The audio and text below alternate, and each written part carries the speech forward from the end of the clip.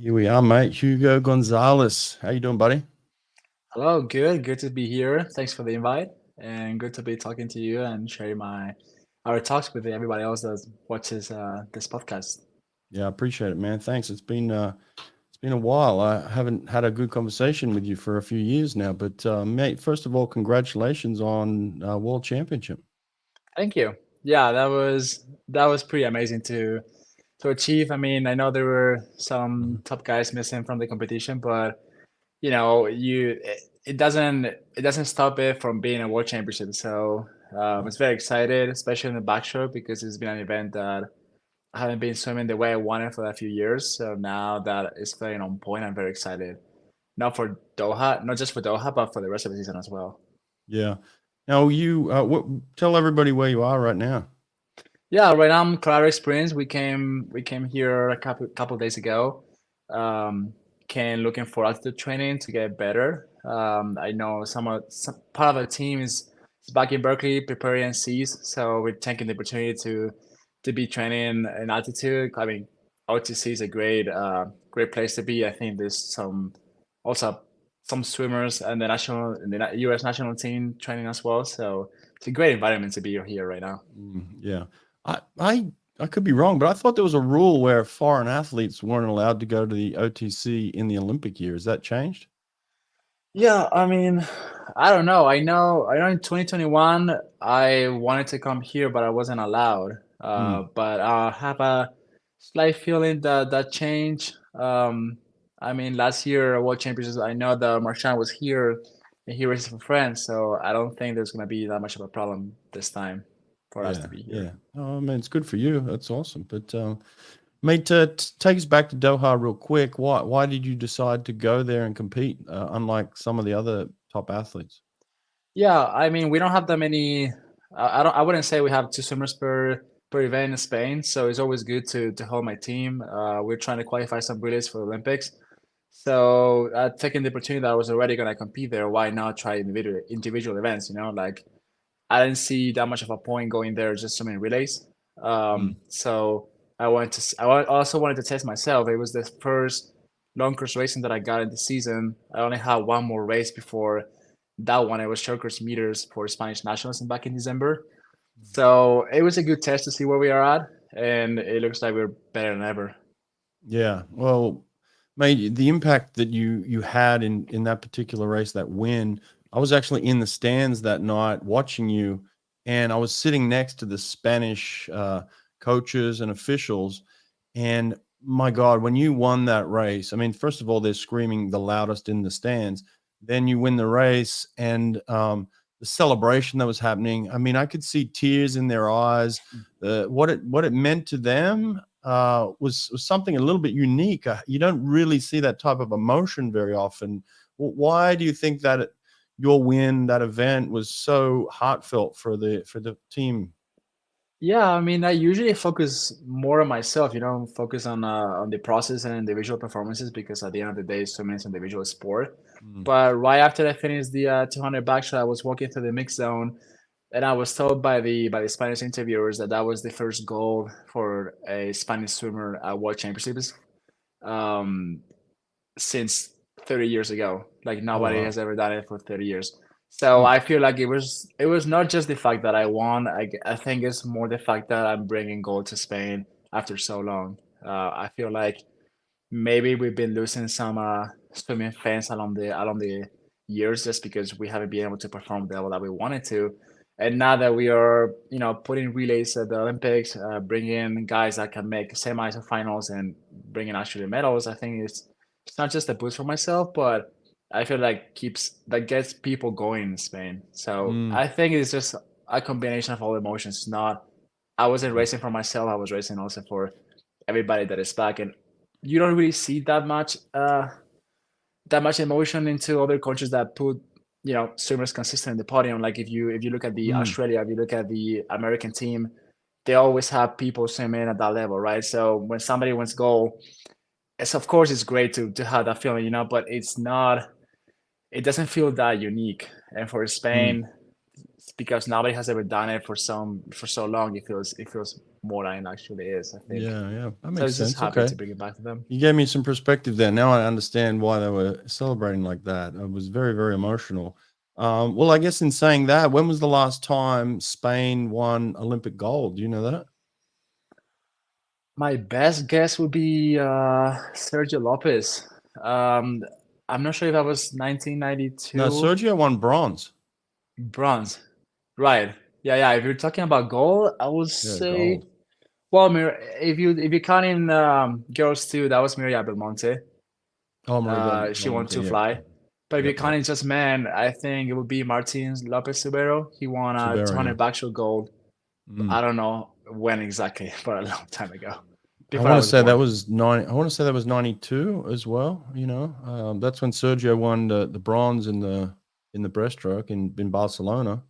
I'm going to say 92 or 96. I can't remember. Someone's Yeah, going to call me out on that, but a long time ago, I guess, eh?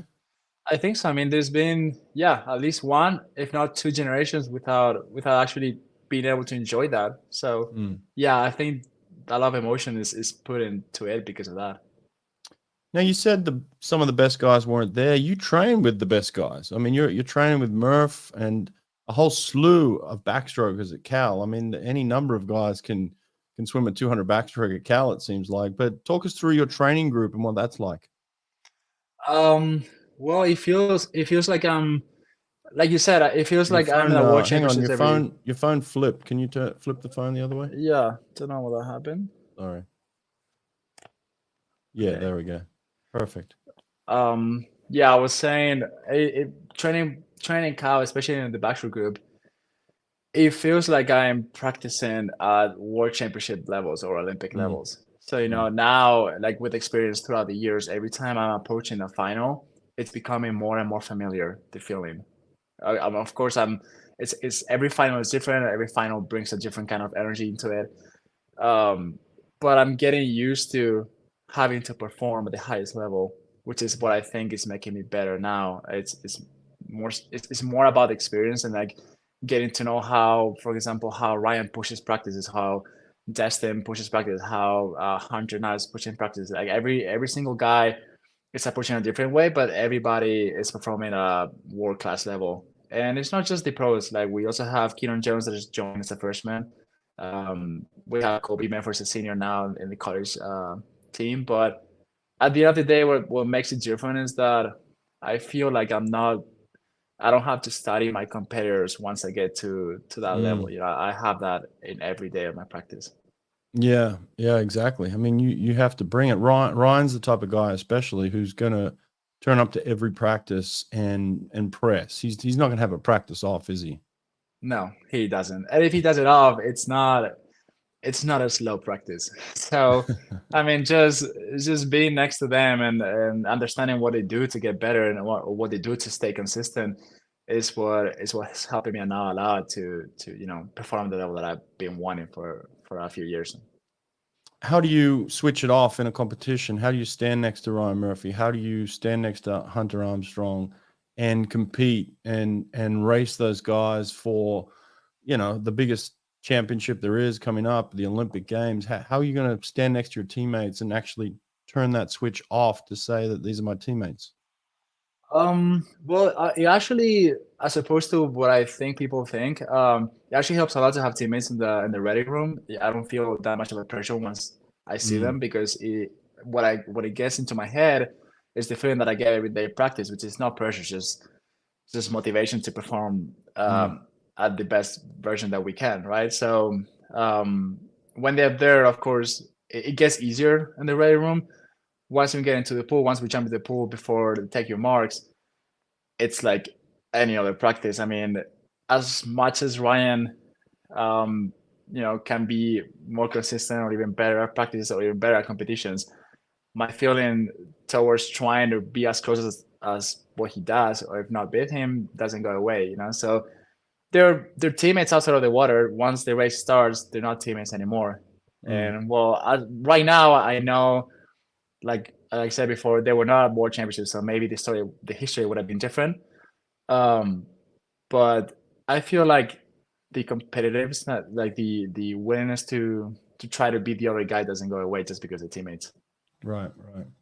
Now, how have you decided on your schedule in terms of your race schedule? I mean, there was a point in your career in your life, especially as a young junior athlete, where you were potentially the best IM swimmer in the world. I mean, has is that still part of the plan, or have you moved away from IM completely? No, it's still part of the plan. The main struggle that I use that I have long course championships, like at the level of worlds or Olympics, is that the 2 IM and the 2 back are very close. I feel like the first day until the Olympics, like this championships, Doha, last World Championships in Fukuoka, it was the 2 2 a.m. and the next morning was 2 back prelims, and then the afternoon was 2 a.m. final, right, 29 minutes before the semi of the 2 back. So I always had to choose in between what I wanted to do. Last year we tried to do both. We made 2 finals, but that's not what we were aiming for. And this year we decided to just go for one shot. We swam 2 a.m., but we didn't put everything into it because I went 202, I think. Mm, So we're feeling good at backstroke. I know the Olympics backstroke is gonna be before the 2 a.m., so we just had to choose. But I never stopped training medley. I mean, I do mm, it every day. It was just a matter of a technical decision. mm. Well, I mean, you can change the schedule at the Olympics. I mean, they did it for Leon. They'll do it for you, right? Yeah, well, thanks to that change for Leon, I actually got a few extra minutes before the 2 a.m. So I might do both. I mean, if I could, I would do every event. Yeah. I'm just trying to maximize my options. Yeah, yeah, yeah. So where do you feel most comfortable? Is it the 200 backstroke? Is that where you feel the most comfortable? Right now, yes. I mean, I feel like I still a lot of room for improvement. My PB from when I was 18 years is still 156. I think I've done things a lot better than when I was 18 years old. So I don't think 155 is the best race that I could ever put Mm, together. So I still have high hopes for the 2 backstroke, but I also know that I can swim faster than 156 and the IM. And well, we have the favorites. We have Leon. We have the Chinese one Sung Wan. Not sure if I get his name correctly, but we have those two guys in 154. I know Carson is also pretty good. Shane or whoever might make the team for the US.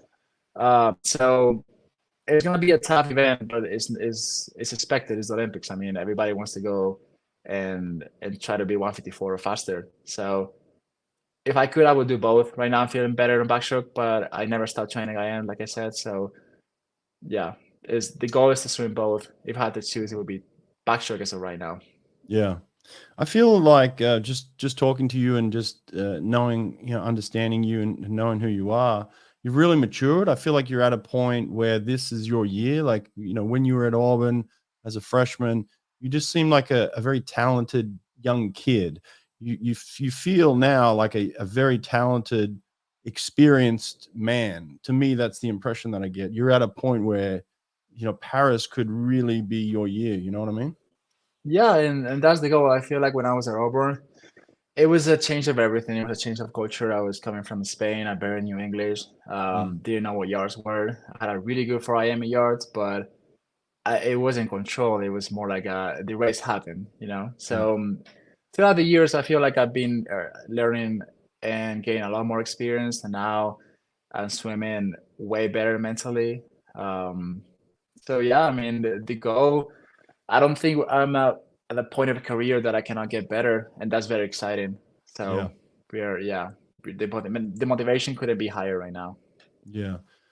Tell me about Coach Durden. Tell me about Dave Durden, because my belief is what he writes is good, right? The same as Eddie Reese. I believe what Eddie writes is good. I believe what Dave Marsh writes is good. I believe Todd DeSorbo, the things that he writes are good. But I think the thing that separate coaches like that, the four coaches that I just mentioned, is who they are and how they deliver the workout and how they interpret it and how they can manipulate it. And that's what I get the sense from Dave Durden. I think he's one of the legendary coaches, not because of what he writes necessarily, but the way he delivers the workout. Am I correct on that? Yeah, totally correct. I feel like, I mean, if swimmers could just read the workout and do it on our own, then we wouldn't need a coach, right? So Mm. The difference, like you said, there's many more coaches, but I can only speak from Dave because Mm, that's my current coach. But yep. what I feel with him is that whenever he makes a decision about what event we should swim, what practice should we do, how should we approach a specific um, phase of the season, Hmm. we always listen because we always know that what he says is there's a very high chance that he's going to be right. So there's no doubt about anything that he says. It's full confidence on everything that he decides. Whether we should train more, we should train less, we should focus on sprint, on technique, or on rest, on recovery. Like everything that he says, we have full confidence that it is probably the best thing to do. And that's where I feel like a group gets a lot of um, well, that unique that Dave communicates to the car group, Yeah. that's what makes us different. I feel like Yeah. you can have great coaches, but if you miss out in communication, you might not be getting the swimmers to do what you want, right? So it's a lot more about communication, a lot more about confidence than just itself running the workouts. Yeah, it's interesting because, he's giving you confidence. There we go. We flipped it again. Yeah. um, he's giving you confidence, but he's got confidence in himself. When I talked to Dave, he never put any restrictions on me coming and filming and talking to anyone that I wanted to talk to, and record anything that I wanted to record at Cal. I mean, I've had the same approach from the legendary coaches that I just mentioned. Eddie Reese treated me the same way. Todd DeSorba. So these legendary coaches, they're not afraid to show what they do and how they do it. The secret to them is not in the workout itself. The secret is in kind of the everyday, like you said, there is the way that they manage the whole thing. And that's what I got from Dave Durden, is the way that he manages the whole group and the way that you guys believe in him and how he's doing that. It's an automatic belief. Like, you come in and you work hard for that man because you believe in what he's doing. And he gives you that. He's got that same confidence in himself too, right? Yeah. Yeah. I mean, I feel, uh, it's a hard claim, but I feel like there's a lot of high school swimmers or swimmers that are just getting into college, that they just feel like just because they're gonna join, I don't know what group, like if they're gonna join Bob at ASU or join Eddie Mhm. at Texas or join Dave at Cal, like just because they join the group doesn't mean they're gonna be better. Yep. What's gonna make them better is that I can actually absorb what those groups are doing and become one of them. So Hmm. that's like once you become one of those groups, once you understand the dynamic, once you understand how the coach wants you to perform, how the team works, that's how you get better. It's not just by Mm. joining the team, but actually becoming part of the team. Mm. It's not just signing Yeah. up and saying, "Oh, I am part of this group." No, it's like you actually had to put the work that all the other swimmers do, and Right. then yeah, you get faster. And for someone like you, you've even had to do beyond that because you come from a different culture, different background, even learning the language. You've had to put some of those things aside, those comforts aside, and say, no, no, I'm going to get out of my comfort zone. I'm going to embrace this team, this American team, and I'm going to give everything I've got to that. And that's the evolution I've seen from you too, is that growth in you. I think at Auburn, you were still a little apprehensive to let go of some of that stuff, and now I see you and you're part of that group. It's you're part of the fabric of that group too. Yeah, yeah, yeah. That's exactly what I feel like makes us being actually part of COD, not just a swimmer that is listed under the COD name. Yeah. And what does Dave do in order to get you to do that? Is there anything specific when it comes to the Cal team? Because there's always been a buy-in. It never seems like there's anything that there's no disruption. It doesn't seem like people leave and going into the transfer portal and trying to get out of Cal. It seems like once they're in Cal, the guys there are very happy, very satisfied to be part of that group, that unit. It seems like that he gets buy-in, is what I'm saying. He gets that belief. He does Yeah. get that buy-in. Is there anything specific that he does for that? I'm not sure if this counts as specific, but the great part of this is that this doesn't go.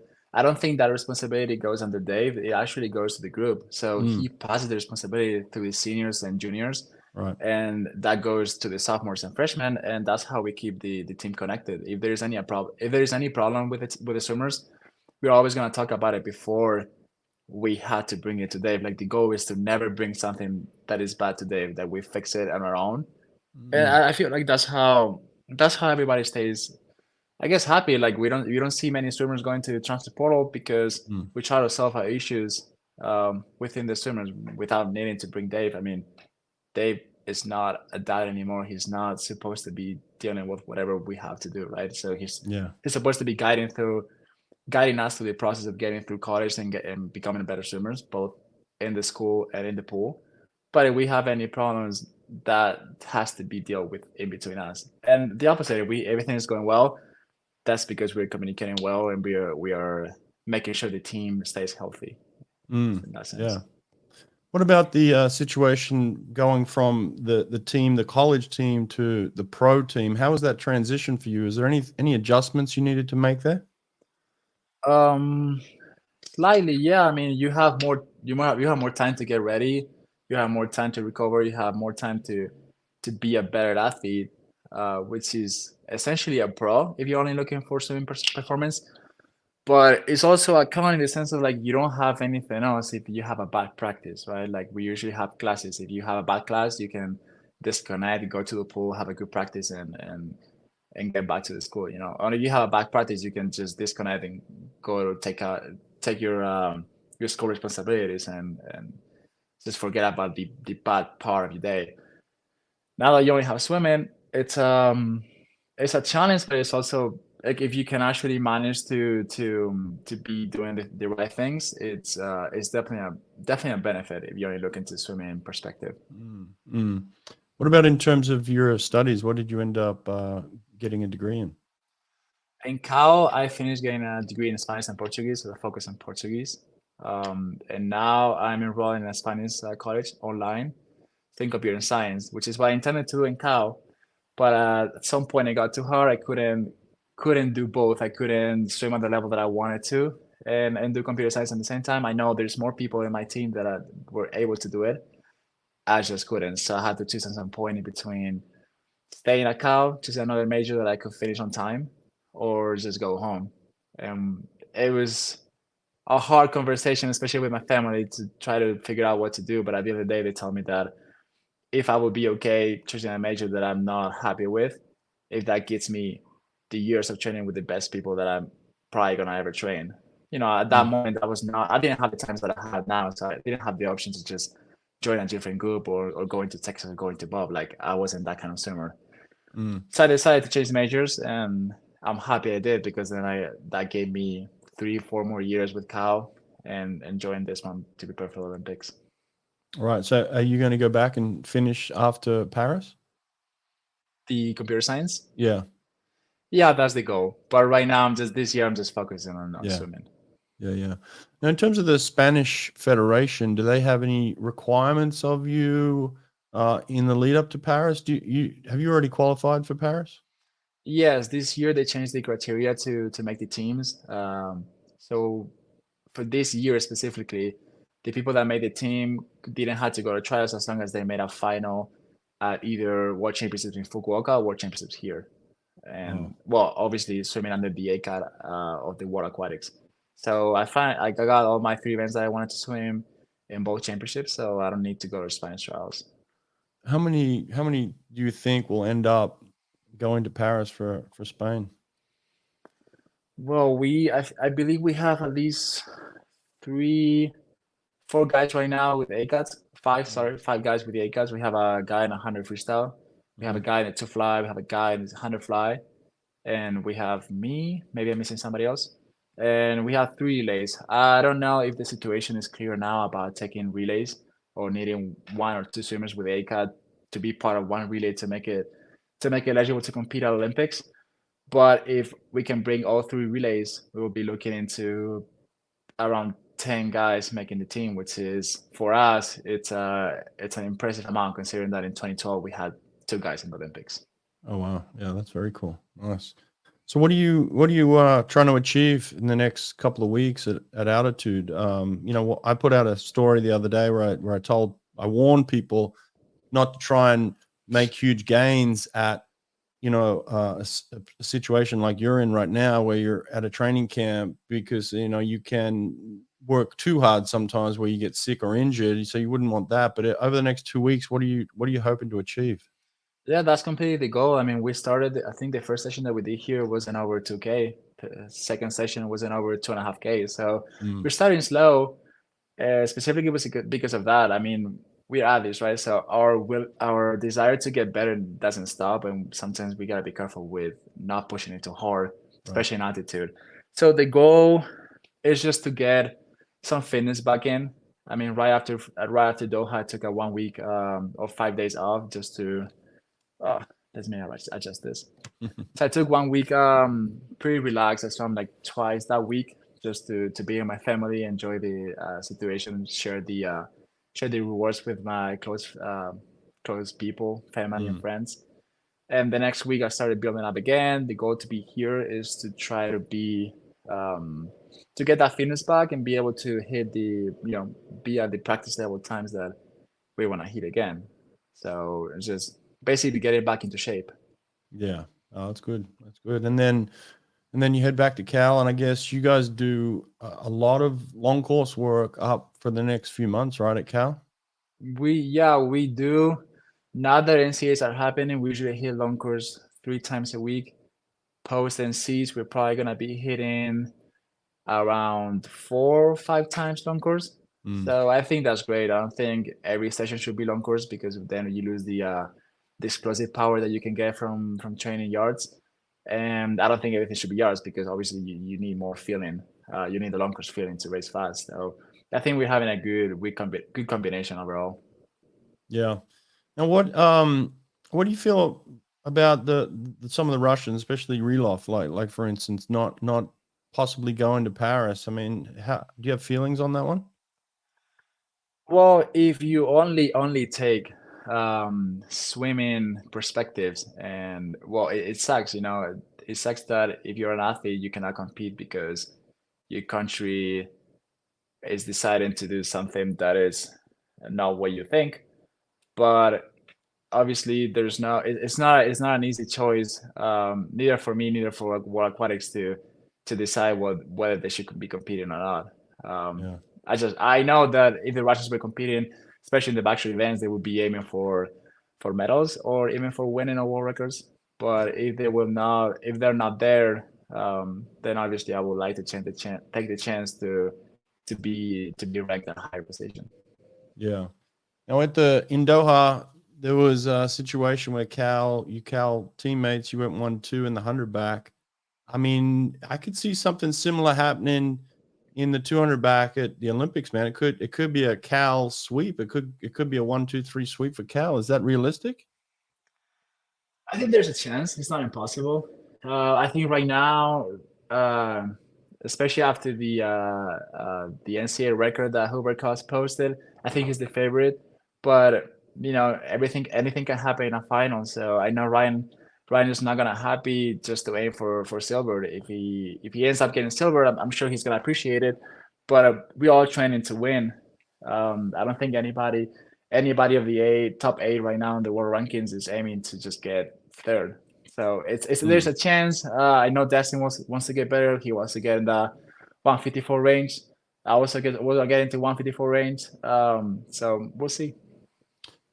We are going to see soon. That's exciting. It's the exciting part. But in terms of 154, how does that look for you? Are you looking at pushing the front end of that, or are you looking at coming off that 100 wall and pushing the back half?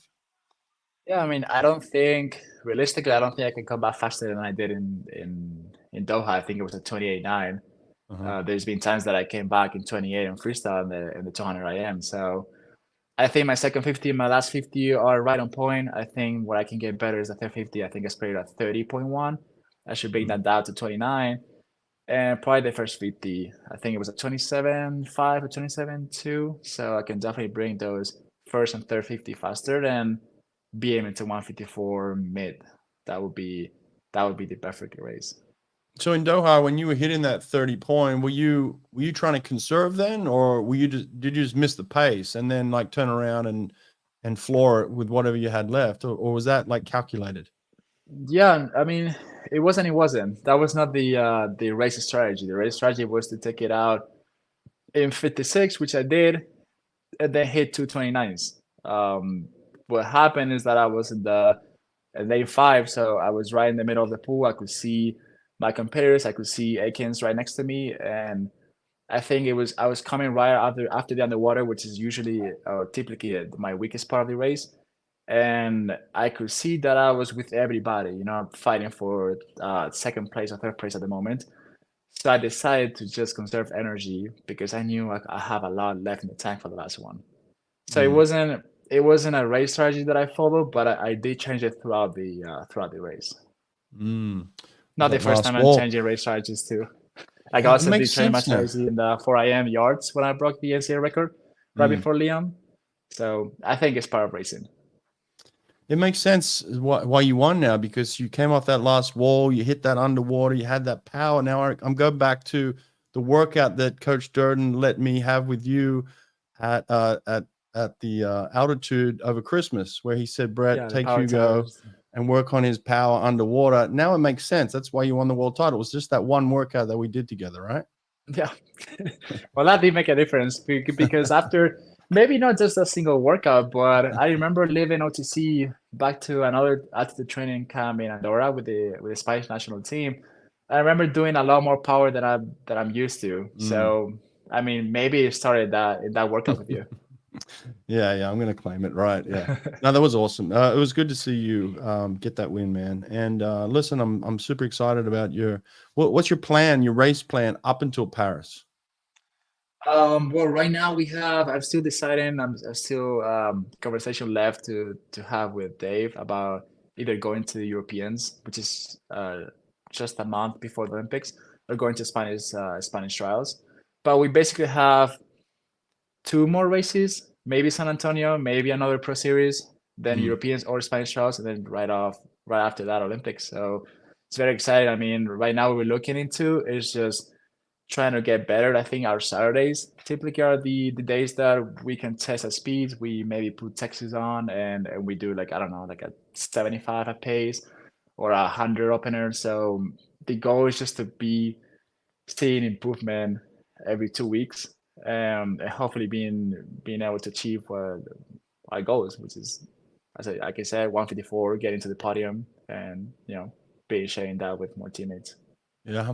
I guess you're at a point now too where it doesn't really matter that you won't have Dave with you the whole time. Like, maybe in the last few weeks you might go into a training camp with Spain. Maybe at the games you can't really talk to him. So are you kind of used to that now? Now, yes. I wasn't used to that before. I mean, 2016, I think was my first Olympics when I was 17, and being the youngest in the team, I went without a coach. Then I think since 2016 to now, there's only been two big meets that I have my coach with me. It wasn't my everyday coach. It was my Spanish coach. That Mm. I was with him in the Europeans. That was one of my best meets ever, and at the Olympics. So I feel like after so many years of competing without my coach and like having to travel from the Spanish system to the American system, like Mm. basically every year for Christmas, for the summer, for the spring, for the trials, NNCs.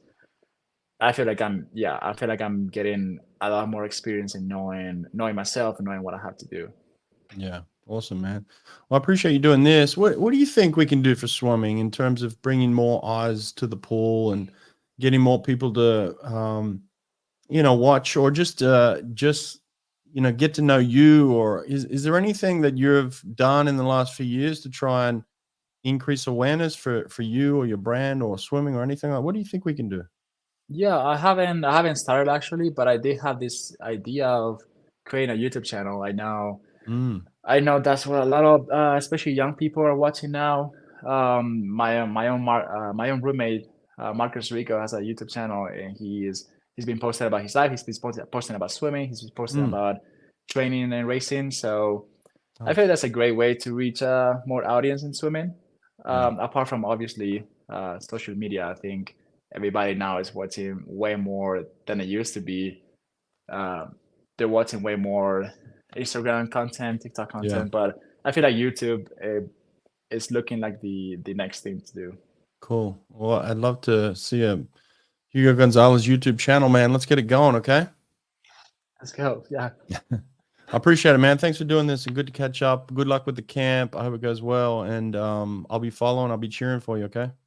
Of course. Thank you so much for the invite. And yeah, everybody that is watching now, go check out the other episodes. Cheers, mate. Take care. Bye.